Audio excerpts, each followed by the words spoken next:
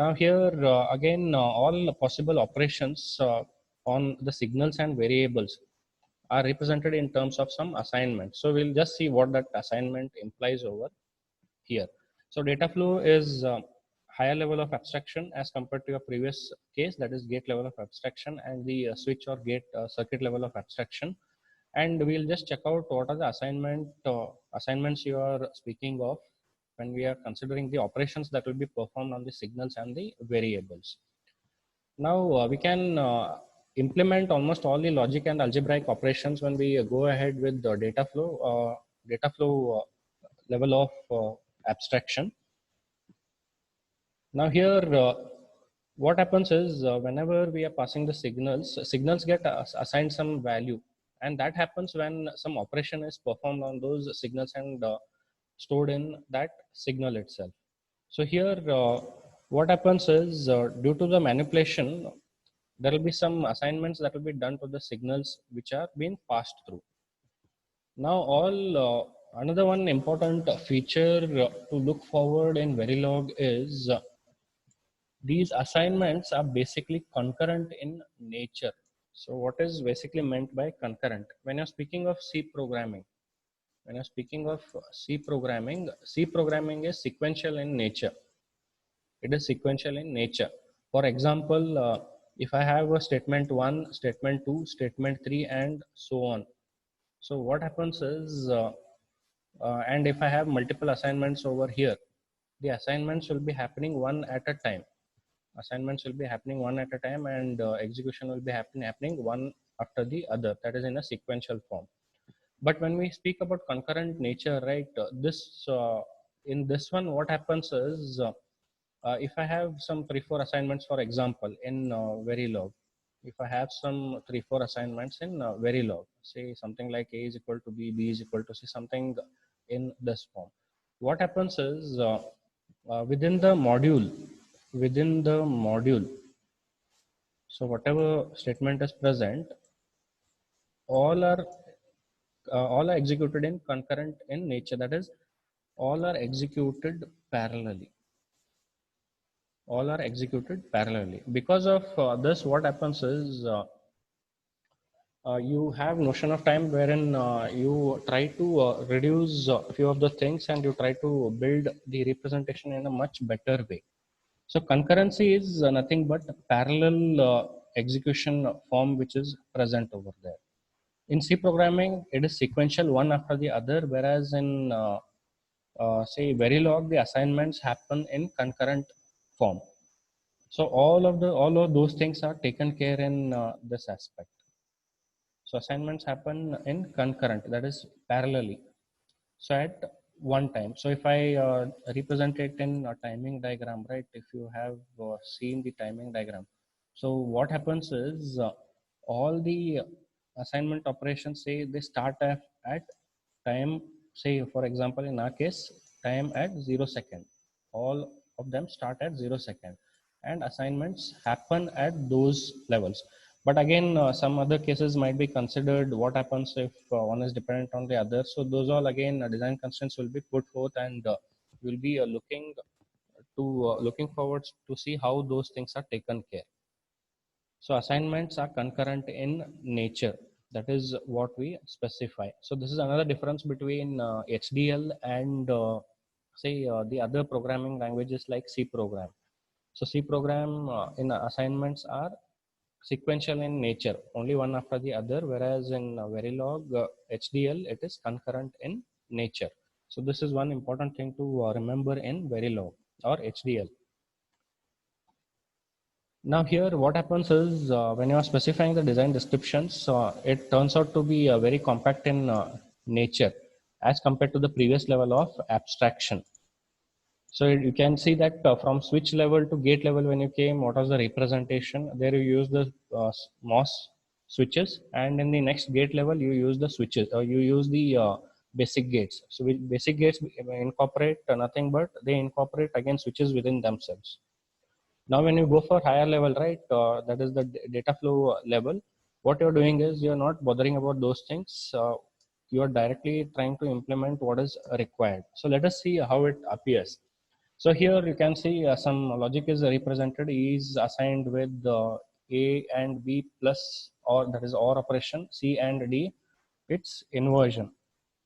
So this is the expression what you want to implement. And this say I want to go ahead with the data flow representation. So when I want to implement some equations, so example what we have taken is say half adder. So half adder is half adder is having say XOR this thing, and here sum and carry are the output and A and B are the inputs. So again, if you just see the code, right, module and end module keywords are used to start the module and say at the start and the end of the module. So within this your entire code falls. So half adder is the name of this entity or the module, and these are the parameters what you will be using. So in this again, input A and B, output are sum and carry. Now what you're doing is you can see that you are using the assignment operators over here. You're using the assignment operators. So these two happen in concurrent fashion, parallelly. Both start at same time. Both start at, say, if I take the timing diagram, something in this form, at 0 second, right? So sum and carry both will start at same time. Both assignments will be starting at same time. Whereas in C programming, if I had done something like this, right, what would happen is in C programming, first,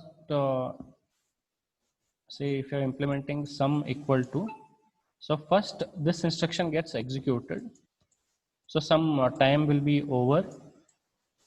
Say during this time will be consumed by sum, and during the next machine cycle, right, that time carry will be initiated.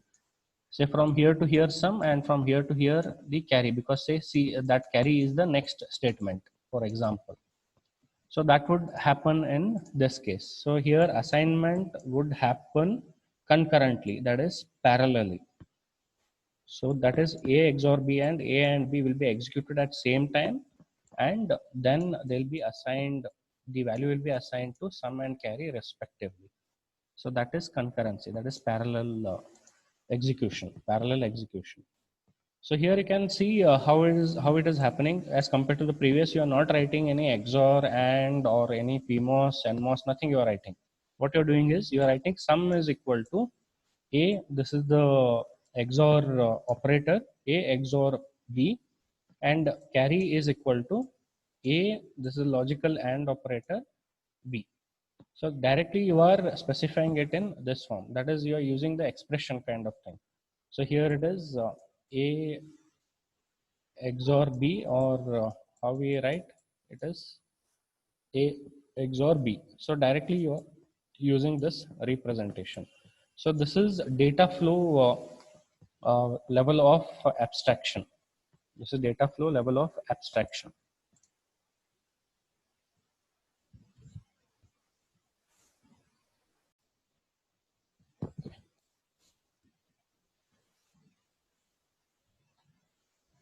So last one, that is the highest level of abstraction or design description, is behavioral level. So this is the highest level of abstraction. Then it is, we can also term it as highest level of design description. Now here, what happens is when you're implementing the Verilog code, it somewhat looks similar to your C programming or high level language, wherein what you do is you declare something like int A, int B, something, and you want to perform some operations over there. So what you do is A is equal to B XORed with B, something you want to implement, and you want to use the looping construction and other stuffs. So even you can go ahead with those things. Even in previous cases also you can look out, but we have to check out how it will be implemented. So in forthcoming modules, we'll be discussing all these things. So here the abstraction will be basically at the system level itself. So you're considering the entire system, and you are representing the level, you are giving the level of design description. Now, what are the possibilities at this levels? You can have assignments, you can have looping constructs, you can have conditional branching, So these are the possibilities what you can have. That is assignments as discussed previously. Assign A is equal to sum is equal to A XOR B. That is the assignment what we are speaking. Looping constructs say for loop, while loop, do while loop. What we had discussed, what we have in C programming, right? Similar kind of looping constructs we can utilize over here. Then conditional branching is say if and else switch. So these all things we can look forward. Then else if ladder. So these are the condition. These are the possibilities what we can go ahead in behavioral level of design description or abstraction. Now, because of these possibilities, what happens is the design description looks somewhat similar to your C programming or a higher level language. But there are differences, notion of time, and another one additional thing is concurrent execution. So these are two things which can separate it from C programming, and some other say conventions what the Verilog or HDL follows. So that those are things. Then what happens is design description becomes compact and comprehensive. That is, you'll be able to define the entire system with much in a comprehensive way. That is what we can look forward, and no need to specify which MOS gate is there, which this thing is there, which basic gate has to come in, which switch has to come in, whether PMOS or NMOS. So you're not bothering about those things. So what you're doing is you're just representing it. Okay, I want to implement these things, and this is how it appears. So that is what it specifies. Design description can be in a comprehensive and compact manner. So whereas in previous this thing, if you just see, if I had to implement that, you should in the first this thing, right? If you had to implement those things, then you should know how to rig up the switches in order to build, say, the inverter or a AND gate. But here we are not going in those depths.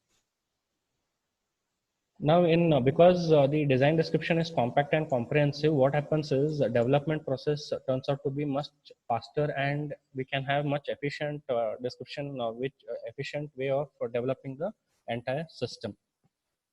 Now, here a module can be implemented in terms of design algorithm. So, suppose you have some algorithm and you have some design algorithm specified for those. So, you have to follow those design algorithms in order to implement the entire module. So that is what you have to look out for. And here what happens is, as I mentioned in this case is right, comprehensive and compact. Here, no need to remember whether I have to go for a PMOS, NMOS. I'm not bothering about those things. In C programming also, you might have seen that in C programming, you just write int and A, then you write float and B, something you write in this form. But you are least bothered whether B will contain actually a float or not. If it contains only integer, what you're doing is you are assigning extra byte space to this. So you're consuming a lot of space, and execution time also might be slightly different because there are more number of bytes. Int might be 4 bytes and float might require double than that, that is 8 bytes. So what you're doing is for variable of type float, you are assigning 4 extra this thing, and in your entire program, it might turn out that B will never be a float. So it is you are just trying to avoid that thing. That is, if it comes, then what to do? Again, you are not taking that chance and you are going ahead. So that is what you're trying to do here. So here you are least bothered about how the hardware level of implementation is happening. So if I have to represent it in another form, right? I have something as int A and B. I have something represented as int A comma B, something in this form. Now I want to do some operation wherein A is equal to B. So you directly do it. In say if I go for much lower level of representation, this is high level. So next comes the assembly level. Instead of that, we specify it as mnemonics. So what happens is this one set of instruction is not executed directly. What happens is first I move say the variable A value in some register, and A will be stored in some location. So I'll be having that location information. So that information comes and sits over here. Next, similarly, I'll store in another register, say R1, the B value.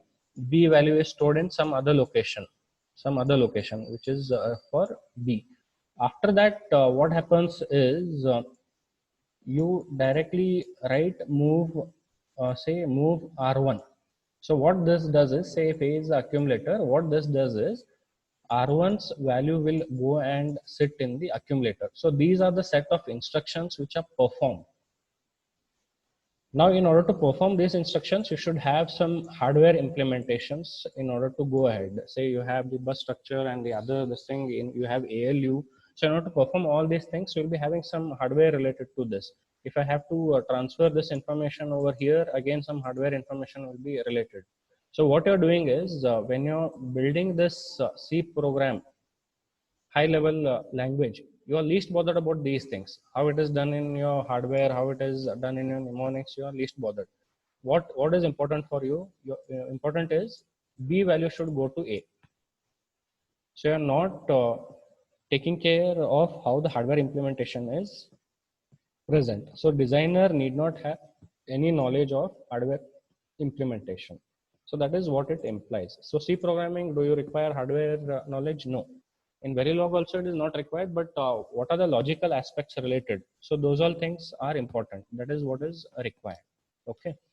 So that is that you have to take care.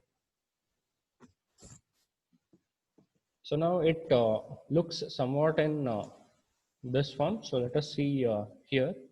So here for behavioral level, right? I'll not be discussing much because this will take a lot of time. Just a simple this thing. Just remember this keyword: initial and always. Initial and always. So this is more related to your behavioral aspect. So these keywords are more related to behavioral aspects. So we'll not discuss. So here what we are doing is we'll be implementing the logic somewhat in this form. So if A, B, C, D changes, then you have to compute the value of E in this form. Previously you are not doing that. You are just specifying. So here you're specifying something as initial and always constructs. So initial and always constructs come under the behavioral level of abstractions. So here what you do is you see whether a loop or anything has to be executed only once or whether it has to be executed many times. So that is what you are specifying over here. So here if you just see this is the clock representation of what they are looking. So for example, if this hash 5 implies that it is 5 nanoseconds, for every 5 nanoseconds the clock is changing its state. So it is becoming on off, on off, on off. So I am getting a clock implementation. I am getting a clock implementation here. And this is only once you do it, you set the clock and you leave it, and once that is done, it comes and starts with the clock. So that is what you are doing in behavioral level of representation. So concurrency and synthesis will be discussing in forthcoming classes, and mostly in next class I'll be finishing off with the introduction, and after that I'll be starting off with the